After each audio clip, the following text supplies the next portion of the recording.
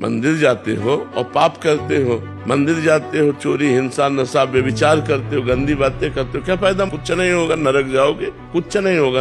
राधा राधा राधा राधा, कोई गलत आचरण नहीं किया, परोपकार किया, आपकी अच्छी सदगति होगी।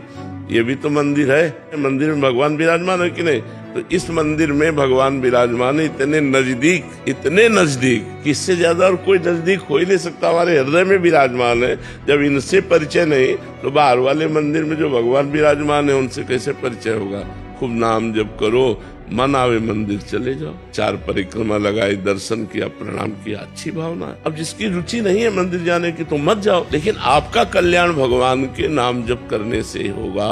मंदिर जा रहे हो, गंदी बातें देख रहे हो, माता बहनों की तरफ गंदी दृष्टि है, दोस्त दर्शन कर रहे हो, तो मंदिर के दर्शन कर रहे हो ठाकुर जी के, दोस्त दर्शन कर रहे हो, श्री जी के दर्शन कर रहे हो या व्यवहार का दर्शन कर रहे हो? तो खास बात है आपका चिंतन क्या है। आपका चिंतन सही तो सबके हृदय रूप ये मंदिर है, चलते फिरते मंदिर जिनमें सबके हृदय में भगवान वास करते हैं। तो हम इनमें दर्शन कर रहे हैं तो मंदिर के तो दर्शन कर रहे हैं, अगर इनमें दर्शन नहीं तो वहाँ दर्शन क्या? बात हमें संभालनी है, अपने हृदय की बात संभालनी, हमारा चिंतन ठीक होना चाहिए, हमारा नाम जब चक्क चलना चाहिए। अब मंदिर में बैठे हो तो बढ़िया बात है, और स्मशान में बैठे हो तो बढ़िया बात है। नाम जब चल रहा है, भगवत चिंतन चल रहा है, तो जहाँ हो मंदिर में हो, और भगवान का चिंतन नहीं चला, गलत चिंतन, तो मंदिर में भी जाकर गलत चिंतन ही करोगे, लाभ तो नहीं ले पाओगे। तो हम ये जरूरी नहीं है कि आप मंदिर जाओ, हम ऐसा नहीं कहते। तुम्हारी रुचि है तो मंदिर जाओ, तुम्हारी रुचि नहीं है, तुम्हारे पास भाव नहीं है, तो आप नाम जप करो, आपका काम हो जाएगा। भगवान हृदय मंदिर में सबके विराजमान है,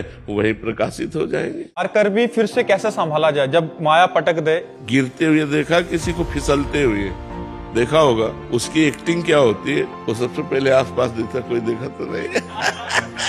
अगर किसी ने देख लिया तो मुस्कुरा देता है, यार गिर गए, नहीं, बस ऐसे ही है। आसपास देखो, किसी ने देखा तो नहीं, फिर अंदर से यार गिर गए। अब फिर हमें खड़ा होना है और चल देना है, वही गिरा नहीं पड़ा रहता कि यार गिर गए तो भी यही पड़े रहे, फिर झरिया दिया और फिर चल दिया। तो ऐसे ही माया हमको गिराती, काम क्रोध लोभ मोह मद मत्सर, ये उसके फिसलन है। किसी में फिसल गए तो यार मुस्कुरा दोगे, यार गिर गए, चूक हो गए, सॉरी, फिर आगे बढ़ो। ये तो वीरों का मार्ग है, ऐसा थोड़ी कि गिर गए तो निराश हो गए, उत्साह हो हीन हो गए, ऐसा नहीं। गिर गए तो फिर खड़े हो, फिर दौड़ लगाओ, फिर अपनी मंजिल को प्राप्त करो।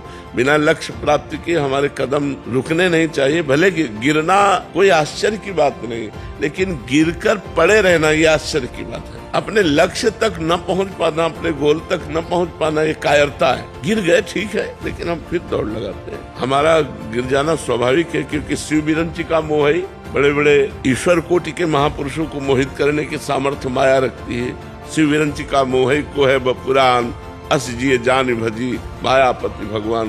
तो हम तो जीव हैं, ईश्वर कोटि के जनों को भी माया लुभायमान कर लेती है। इसलिए हमको निराश नहीं होना, उदास नहीं होना, हताश नहीं होना, आगे बढ़ते ही जाना चाहिए। अच्छी कह रहे तुमसे, दोस्त की तरह कह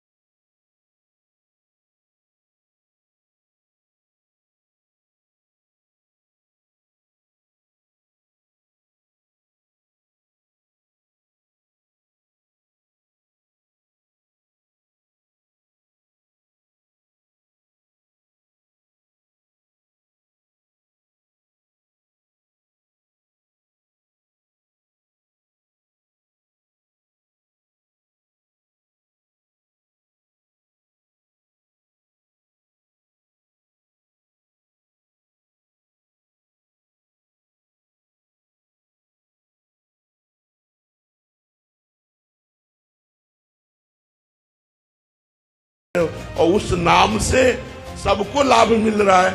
आप सब उसी नाम से तो लाभ लेने आए, तो आप भी नाम जप कीजिए। चिंता शोक भय अगर जड़ से न खत्म हो जाए तो हमें कहना, ये अब राधा नाम के बल से कहते, मरे हुए शरीर में भी जो चेतना डाले वो राधा नाम। तो भगवान के नाम के बल में अपार सामर्थ्य। अरब खरब पति है लेकिन असंतोष है तो दरिद्र है वो। नमक रोटी खाते हो और संतोष है तो सबसे बड़े धनी हो तुम। इस संसार में सफलता का नाम संतोष और असफलता का नाम असंतोष। अब आप देखो कौन सफल है। चाह मिटी चिंता मिटी मनुआ बेपरवाह, और जिनको कछु न चाहिए वो साहन के साह। वही शहंशाह है, वही सबसे बड़ा धनी है, इसकी चाह मिट गई।